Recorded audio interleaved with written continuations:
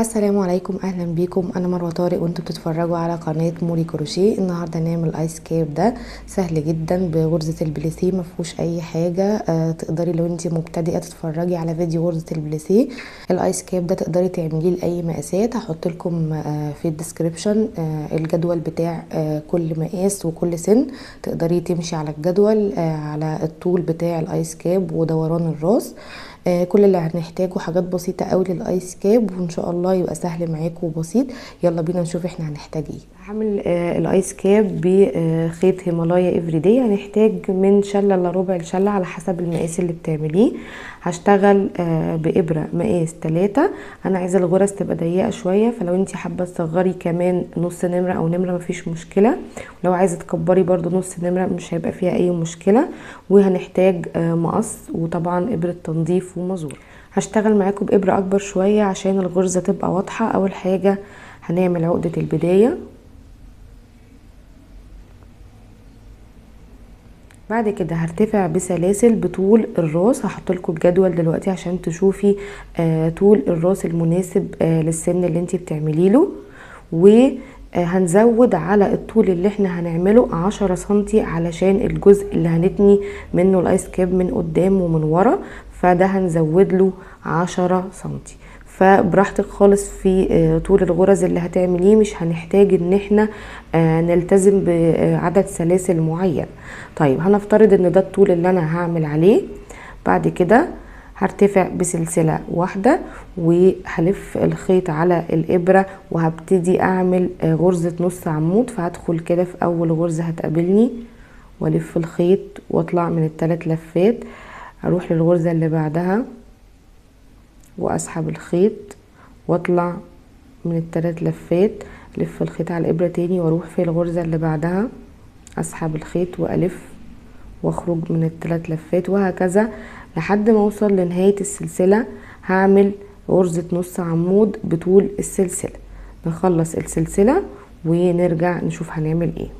وصلت كده لنهايه السلسله، وبعد كده هبتدي ارتفع بسلسلة واحدة وهلف الشغل الناحية التانية. هلف الخيط على الابرة، وبدل ما ادخل في الحلقتين تحت بعض لا انا هدخل في الحلقة الخلفية، يعني بتبقى للناحية اللي بره كده. اسحب الخيط والف واخرج من ال3 لفات، الف الخيط تاني على الابرة واروح للحلقة الخلفية. هي دي كده غرزة البليسيه، ان انا بدخل في الحلقة الخلفية مش بدخل تحت الحلقتين. هبتدي اطلع كده كل حلقة هدخل فيها في الحلقة الخلفية واعمل غرزة نص عمود لحد ما اوصل ل برضو نهاية السطر. سهلة جدا وبسيطة وما بتاخدش شغل كتير. نكمل لنهاية السطر ونرجع تاني. هنفضل بقى نطلع بالسطور لحد ما نوصل لطول دوران الراس اللي انا عايزاه. يعني ايه طول دوران الراس؟ يعني بعد ما اطلع بالسطور كده بالطول هجيبها بالعرض والفها حوالين الراس لحد ما اشوف هي كده المقاس ده مظبوط ولا لا. وفي الجدول هيبقى ظاهر لكم دوران الراس بيبقى قد ايه لكل سن عشان تقدري تمشي على الجدول لو اللي انت بتعمليه مش قدامك ومحتاجه ان انت تستعيني بالمقاسات. نكمل لحد ما نطلع للمقاس اللي احنا عايزينه. طيب انا كده طلعت بسطور لحد ما وصلت لطول دوران الراس اللي انا عايزاه. بعد كده هبتدي بقى اقفل الجزئين على بعض، الجزء اللي انا بدأت بيه واخر السطر. يلا بينا نشوف ازاي هقفلهم كده على بعض بحيث يبقى عندي بداية السطر ونهاية السطر. اول حاجة هعملها ان انا هطلع بسلسلة، وبعد كده هبتدي اجيب الناحيتين كده على بعض وهدخل من الحلقة المقابلة ليا انا هنا من الناحية دي. تمام كده، واروح الناحية التانية ادخل في الحلقة المقابلة ليها على طول، هتبقى الحلقة الخلفية، واسحب واقفل بمنزلقة. ده كده اول غرزة. تاني غرزة هروح على طول في الحلقة اللي هي المقابلة ليا، ما بدخلش تحت الحلقتين، واروح الناحية التانية هروح على طول على الحلقة الخلفية هدخل فيها كده واسحب من الغرزة الاولانية والغرزة التانية واطلع واقفل بمنزلقة. بعد كده هروح في الغرزة اللي بعدها هدخل في الحلقة المقابلة ليا، والناحية التانية اروح للحلقة الخلفية اللي هي لبره واسحب واقفل بمنزلق. وهكمل بقى كده لحد نهاية السطر ده ما يخلص عندي هدخل في كل غرزة مقابلها الغرزة اللي قدامها، ناخد بالنا ما نفوتش ولا غرزة، ونقفل بمنزلقة لحد ما نوصل لنهاية السطر عندي. نخلصها ونرجع تاني. قلت كده السطر كله. بصوا بقى الشكل من ناحية الغرزة كأنها بالظبط هي غرزة البليسيه، مش باين اي حاجة، علشان كده بندخل في غرزة امامية وغرزة خلفية عشان يديكي نفس شكل الغرزة. طيب بعد كده بقى هنعمل ايه؟ هنيجي نرتفع بسلسلة واحدة، وهقص بقى مسافة كافية من الخيط عشان انا هحتاج الخيط ده ان انا اخيط الجزء اللي من فوق ده. تمام. هقص الخيط علشان اشتغل بقى بايه؟ بابرة التنظيف. بعد كده هسحب الخيط لبره واشده كويس، ونبتدي بقى ان احنا ننظف الخيط.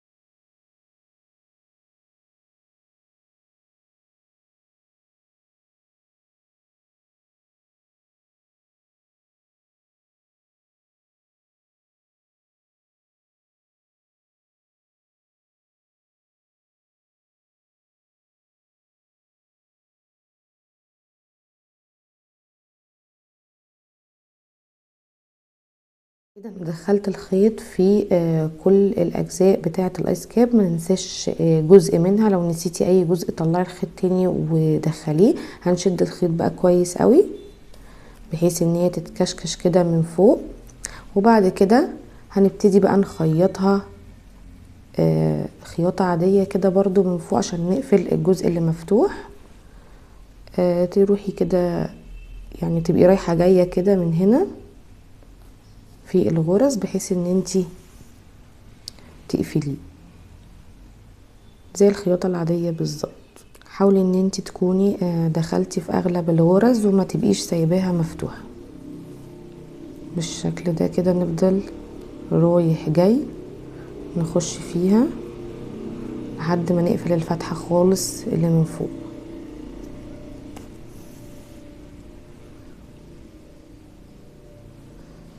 بالشكل ده نفضل رايح جاي لحد ما نقفل خالص الفتحة اللي من فوق.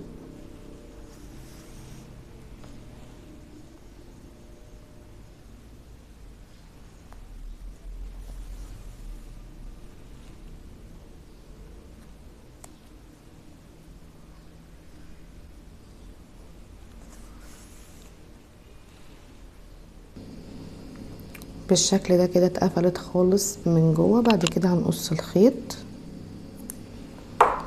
ونقلبها بقى على الوش.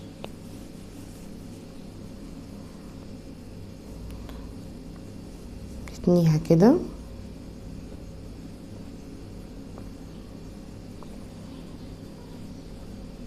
بعد كده بقى نحط كرة الفرو كده. انا ركبت كور الفرو في فيديو هحطه لكم برضو، كنت عامله فيه طريقه تركيب الفرو، تقدري تخيطيها او تلزقيها او تعمليها بابره الكروشيه. بس كده اتمنى ان الفيديو يكون كان سهل عليكم وبسيط، واتمنى ان انتم تكونوا استفدتوا. اكتبوا لي في التعليقات هتعمليه المقاس قد ايه. شكرا لكم.